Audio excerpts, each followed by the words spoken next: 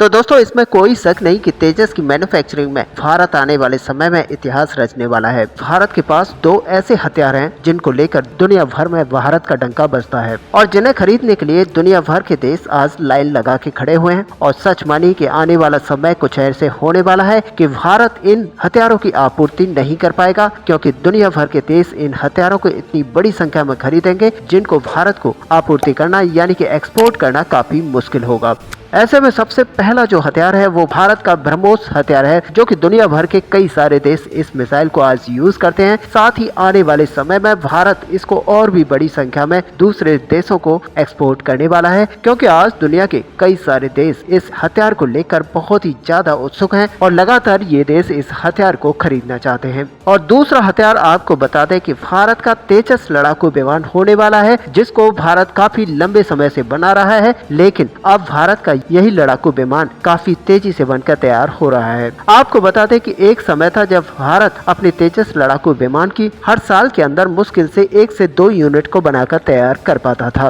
और साथ ही इसका जो पूरा डेवलपमेंट था वो काफी स्लो था, और साथ ही इसके अंदर जो इक्विपमेंट लगे हुए थे वो काफी हल्के थे। लेकिन अब आपको बता दें कि भारत अपने तेजस लड़ाकू विमान को काफी तेजी से बना रहा है और साथ ही इसको बहुत ही ज्यादा मॉडिफाई कर चुका है। बल्कि आज आपको देखने को मिलेगा कई सारे ऐसे कंपोनेंट हैं जो कि 5वीं पीढ़ी के लड़ाकू विमान में लगाए जाते हैं, और भारत इन्हीं इक्विपमेंट को अपने तेजस फाइटर जेट के अंदर लगा रहा है। ऐसे में आज भारत अपने तेजस MK-1A फाइटर जेट को बनाकर तैयार कर रहा है, और साथ ही भारतीय वायुसेना 83 तेजस के यहाँ पर ऑर्डर दे चुकी है और आने वाले समय में इसके 100 की क्वांटिटी में ऑर्डर देने वाली है। और सच मानिए कि भारत आज तेजस मार्क 1 को अपनी वायुसेना में इंडक्ट करा रहा है, लेकिन जब भारत अपने तेजस मार्क 2 को अपनी वायुसेना के अंदर इंडक्ट कराएगा तो भारतीय वायुसेना ही नहीं बल्कि दुनिया भर की कई सारे देश इसको खरीदने के लिए तैयार हो चुके हैं। ऐसे में आपको बता दें कि भारत केवल यही नहीं रुकने वाला, बल्कि भारत की जो पूरी प्लानिंग है वो तेजस मार्क 3 को लेकर भी चल रही है।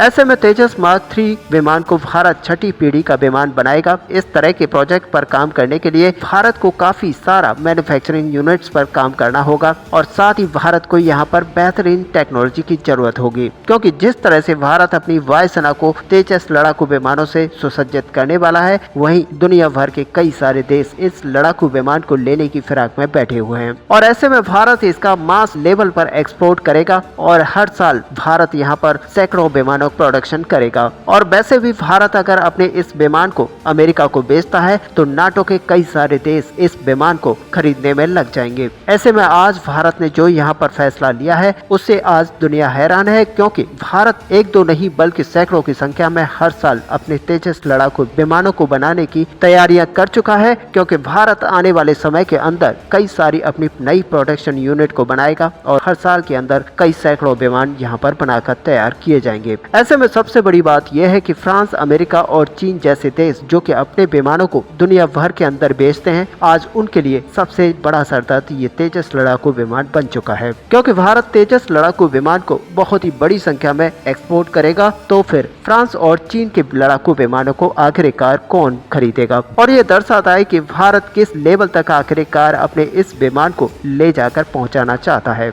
ऐसे में इसकी जो क्वालिटी है वो ये भी है, क्योंकि ये हल्का है तो पहाड़ी इलाकों में ये बड़ी खूबी के साथ अपने ऑपरेशंस को कर सकता है। ऐसे में दोस्तों सबसे बड़ी जो चिंता है भारत के लिए वो अपने तेजस फाइटर जेट के प्रोडक्शन को लेकर है, क्योंकि अभी भी भारत की जो नई प्रोडक्शन यूनिट्स हैं उनकी भी अगर बात कर ली जाए तो भारत हर साल के अंदर 24 लड़ाकू विमानों को बनाकर तैयार कर सकता है। ये क्वांटिटी काफी कम है, क्योंकि भारत अगर तेजस लड़ाकू विमान को एक्सपोर्ट करना चाहता है तो भारत को अपनी प्रोडक्शन यूनिट में काफी इजाफा करना होगा। और ऐसे में भारत यहाँ पर इजाफा करते हुए अपने तेजस फाइटर जेट को 50 से 100 की क्वांटिटी में हर साल बनाकर तैयार करेगा, तो फिर भारत इसको एक्सपोर्ट कर पाएगा, क्योंकि आने वाले 3 से 4 सालों में भारत अपनी वायुसेना के अंदर ही इन सारे लड़ाकू विमानों को इंडक्ट कराएगा, जो भी यहाँ पर क्वांटिटी बनाई जाएगी। ऐसे में दोस्तों आपको बता दें कि हमारा तेजस MK-2 भी आने वाला है, जो कि 2030 तक बनकर तैयार हो जाएगा, और अभी इसके जो ट्रायल्स चल रहे हैं उसको कंप्लीट कर लिया गया है, और आने वाले समय में आप देखेंगे किस तरह से तेजस MK-2 फाइटर जेट बनकर तैयार होगा, और जल्द से जल्द भारत को कई सारे बड़े ऑर्डर्स इसके मिलते हुए दिखेंगे।